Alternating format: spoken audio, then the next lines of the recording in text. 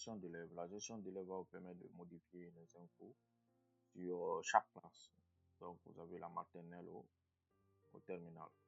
Donc, je vais prendre la 7e parce que pour l'instant, c'est ici, j'essaie d'inscrire des élèves. Donc, ici, vous pouvez imprimer les relevés par matière. Bon, bien sûr, il n'y a aucune note ici parce qu'on n'a pas encore inscrit des profs qui enseignent ces matières. En fait, les matières sont liées aux profs. Chaque fois que vous avez un prof inscrit dans une classe, il doit donner une matière. Donc, spécifiquement, il doit pouvoir, la matière va se lier à la classe donnée et le prof va attribuer des notes aux élèves, pouvoir attribuer aux notes aux élèves inscrits dans la classe concernée, en fait. Le prof peut rendre les notes à la direction où il peut le remplir depuis une application mobile qui est liée qui est automatiquement synchronisée avec l'application, le logiciel pour l'école. Après, vous avez l'emploi du temps. Vous pouvez modifier l'emploi du temps ici. Je vais mettre 8h00. Après, ici, il faut respecter le format d'horaire. 12h, 12h30. Le format est défini bien en haut. Vous avez l'heure, le H, la minute. Voilà. Donc, ici, je vais mettre peut-être physique. Bon, après, je vais inscrire un prof de physique. Hein. Voilà. De toute façon, l'emploi du temps, ça dépend de nous. Et puis, vous pouvez préciser la salle. Il suffit de mettre juste flash. Je vais mettre salle. Bon, je peux abréger ça. Salle 3. Voilà. OK. Et je peux valider. Donc, l'emploi est enregistré avec succès. Et quand je reviens, vous voyez que le lundi, de 8h à 12h, nous avons la physique. Après, s'il y a un cours au même horaire, vous pouvez le rajouter, vous pouvez rajouter un autre horaire et voilà, rajouter les cours. Après, vous avez la possibilité de supprimer si jamais vous vous trompez et tout. Vous pouvez soit venir modifier ici directement, voilà, mais vous pouvez supprimer complètement la ligne aussi. Ça dépend carrément de vous, de comment vous voulez modifier ça. C'est flexible en fait, totalement. Après, vous avez les infos financières. Les infos financières vont vous permettre d'émettre les avis de paiement et voir le dernier paiement. Ici, personne n'a effectué un dernier paiement, donc c'est vide. Donc, ça va vous donner une idée de ceux qui ont effectué les paiements, les derniers paiements, c'est-à-dire la dernière tranche ou le dernier mois qui a été payé. Vous aurez une idée directe de cela. Donc, vous pouvez savoir pour qui il faut émettre l'avis ou pas.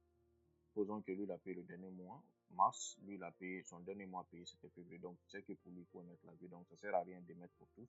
Vous appuyez juste ce bouton. Mais quand vous appuyez, ça ne va pas émettre parce qu'il faut mettre les modifications spécifiques pour émettre l'avis. Ça, on fait ça une seule fois au début, pour chaque classe. Donc, ici, on va remplir les informations. Donc, on a la classe 7e, le nom comptable. Je vais mettre ici, le nom.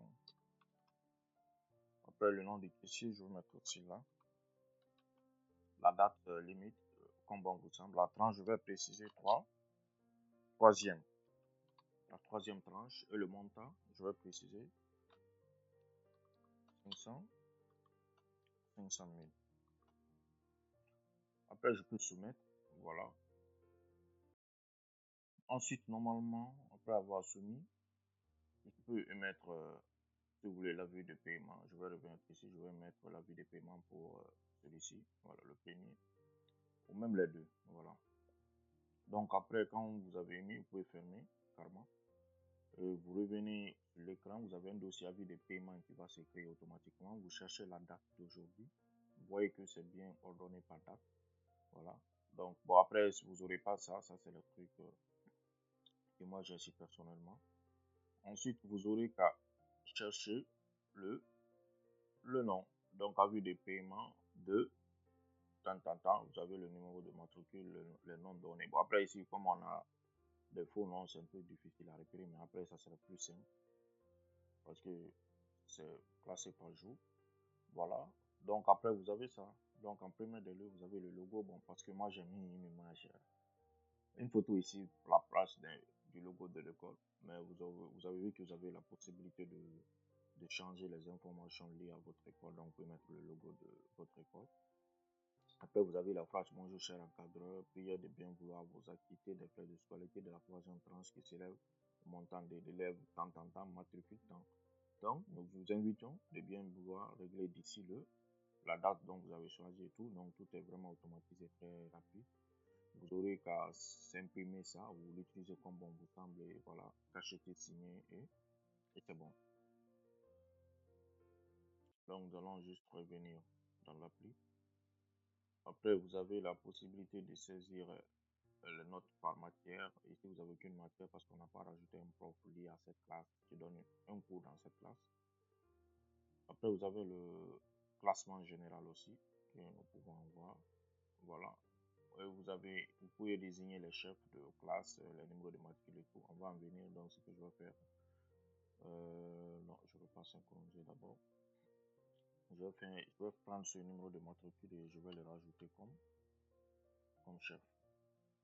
Donc, c'est la septième.